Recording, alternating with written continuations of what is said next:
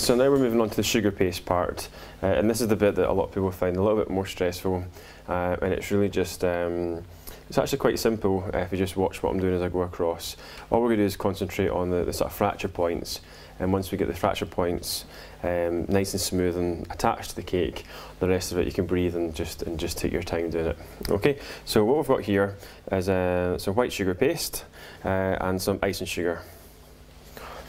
So just pop some icing sugar down, and what we want to do is just soften it up. So it's really just like kneading bread, as I'm sure we all need bread first thing in the morning before we go to work. So just soften it up. So you can see when I'm softening it up, I'm trying to fold it across and then push it down. So I'm almost using like a claw effect. So using the fingertips to pull it over, and then the palm to push down. So over once, then twice, and then turn. So 1, 2, and turn. 1, 2, turn, whoops, 1, 2. And you can see there I'm starting to get like a nice smooth surface on the top here. You can do it with one hand if you want, which makes it a little bit easier sometimes.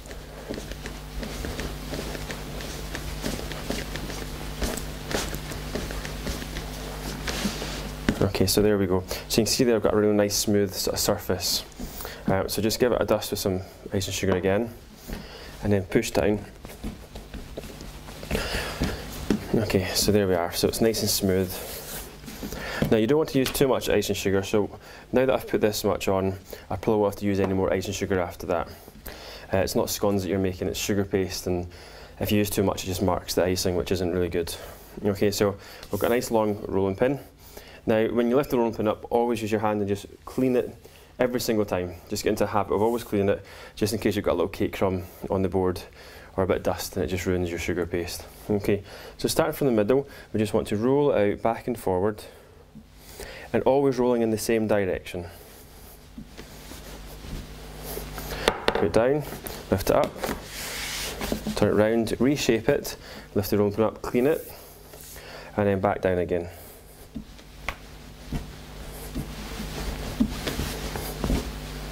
Okay, rolling pin down, reshape it, clean it, and then back on. So always rolling in the same direction. If you start doing this and doing this, you lose, you don't realise the thicknesses because you're rolling different directions. So it's always good just to roll in the same directions. Again, it's almost like when you do scones. You can move the rolling pin all over the place. So now what I'm doing is I'm flipping it over, because it's a little bit bigger, so it's hard to handle the sugar paste. So flip it over the rolling pin, lift it up, and then flip it back down, and that's you turned it without having to touch the sugar paste. Reshape it, and then roll again.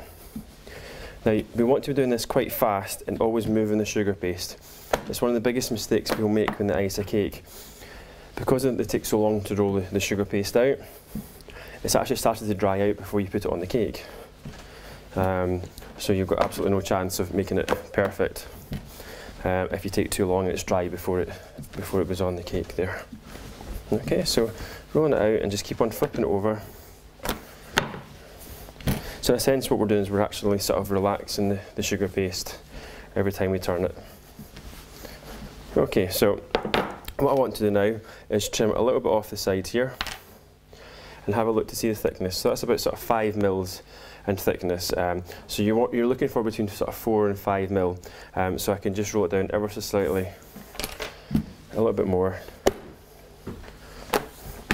Once you become very confident at doing the sugar paste work, we can actually take it down to 3 mil, but that's a little bit more skilled, a higher skill level for that.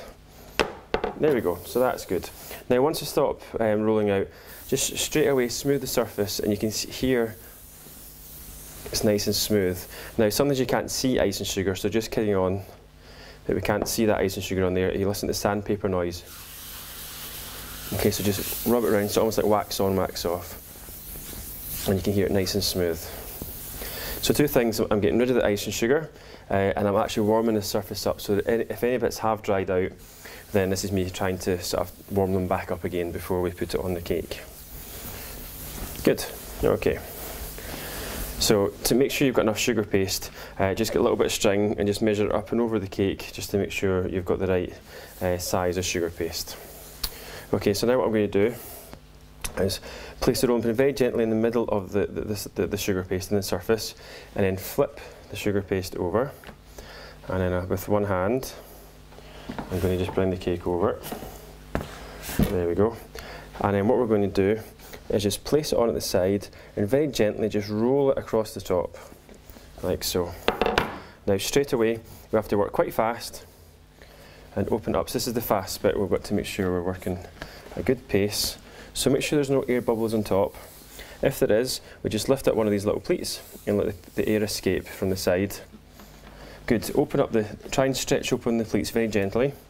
And then straight away, using the pinky and the first finger, we want to go on and just smooth the side of the cake. So what I'm doing is I'm working on this edge first. This is the bit that most people have the problem with. So fingers underneath the sugar paste, turn the cake around, and then back on and smooth. There we go. So now I can breathe. That's the hard bit over and done with. This is the bit that most people have a problem with. So once we've got that smoothed on, just go around and make sure you're happy with it. There's no cracks. You can see there it looks nice and smooth. There. But what people tend to do is as soon as they cover it, throw the icing over, they instantly start trying to attach the sides to the cake. And what you're actually doing is you're pulling this sugar paste off this bit here, stretching it down, and this is how we get all these cracks. So don't worry about the side of the cake. All you're doing is worrying about this edge, okay? And you'll find it's so much easier once you just attach it. So really just the first two fingers on the side, smoothing round. Okay, so now we want to attach it to the side, to the bottom. So just open up the pleat, and what we want to do is roughly estimate where the bottom of the cake is, which is about, I'd say about here. So I'm putting my hands straight to the side of the cake, rubbing back and forward, and the heat from my hands actually soften the sugar paste and bringing it right up to the side. So you can see there we've got this nice smooth surface, okay? So I stretch over here, so hand here, so we're just rubbing and in, and you can see straight on, really, really easy, okay? So open this side, so rubbing. Now if you've got two bits, you can actually rub one bit, then back to that bit, and you can see there, again, it's just brought it right down. Now you can see I've got quite a lot of sugar paste around here. What happens in a lot of the sort of cake books and magazines, they just give you the exact amount of sugar paste that you need, and that's where a lot of people have problems when they've got all these pleats going around the side because they've just got enough sugar paste. So the less sugar paste, the more pleats, the more difficult it is. So I always recommend maybe another third of sugar paste added on to the quantity they've recommended, and you'll find it's much, much easier to ice the cake. Okay, so turn it around, open the pleat up, rub down. So there's a pleat quite close by. So a small rub there, and then back to that one, and then bring the two in. Good. So open it up very softly, and then just working from the bottom and bringing it right in there. So once I've got all the way around, I can then use two hands, and it's not just my hand on the side, my thumb's on the top, so I'm actually warming up the whole surface, so the side and top.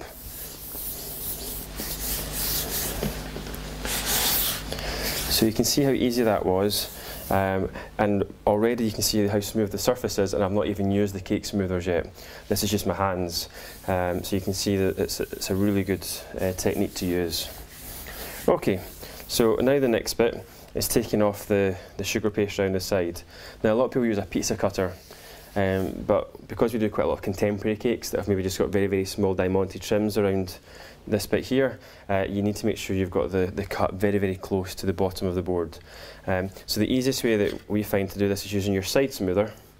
So the side smoother is all the one that's always got the one end that's flat, and then you've got three rounded edges. Okay, so we want to hold it like this, then on its side like that, and then we bring it right down, just lean it very softly against the cake, and we're just very lightly just pushing into the sugar paste. We're not cutting it, we're just marking the sugar paste, just so we know where to cut off the excess. Okay, so all the way around. And what that does is it gives us two lines. It gives you the inner line and the outer line. And I always just remember it by the Glasgow Underground, so it's the inner circle rather than the outer circle that I'm cutting away there. Okay, so using a clean knife, we just want to go to the inner line, and then just trim away. Now a nice equal distance between the side of the cake and the drum, the cake drum. So just all the way around.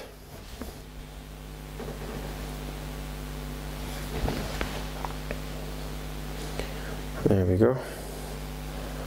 Now hopefully, when I trim that away, we'll have a nice neat edge very close to the board there. Yep, very good, very close. So I'm very happy with that. So the excess sugar paste, we just want to wrap that up, push it in a bag so it doesn't dry out, because it dries out very, very quickly. So I'll just pop that to one side. Now, while I've been working away, I've noticed that a little air bubble has appeared on the surface of the cake. So we just want to use the pin tool to get rid of the air. So we've got a pin tool over here. So this is a PME tool. And it's also got the long pencil stem and the pin at the end. I don't like using pins in the bakery that are just on the pinny, because if you drop one into the cake, then it's going to be a bit of a disaster. So always use something like this.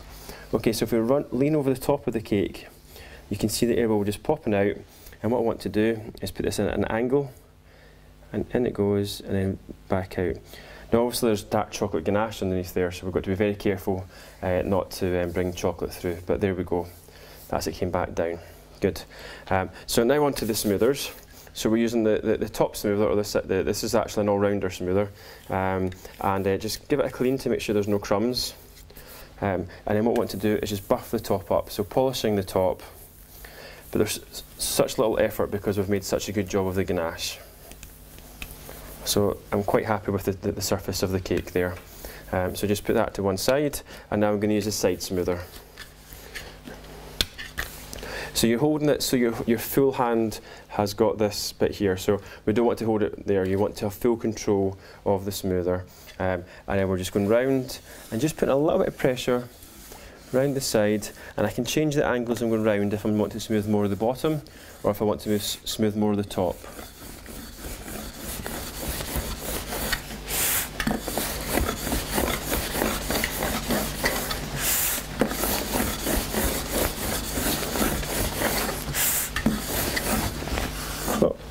So you can see another air bubble has popped out there. So again, in there, bring it back out, and that's it away. Good. So once we've done that, if you want to take it to the next level to get this bit a little bit sharper, we can use the two smoothers at the same time. So one on top, one on the side, and we're clapping the smoothers together. And you can work your way all around. Now for normal celebration cakes, I wouldn't really worry about this so much, but if you're doing a wedding cake, then sometimes it's nicer just to get a slightly sharper edge on the cake. So it's almost like playing the drums, you've got to move one hand different from the other. I can feel my foot going, so for some reason I want to push the pedal.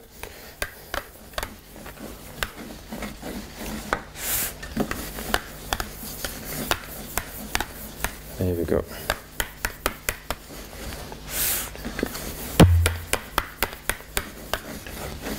Excellent, so you can see there I'm getting this really nice smooth finish with hardly any effort at all. So there we have it. So that's us got the iced cake. So the next stage now is actually icing the board that the cake is on without transferring the cake. So it's another one of these techniques that you don't really see in magazines. It's more of a sort of truly scrumptious way of doing it, and it saves us so much time. So that's the next stage.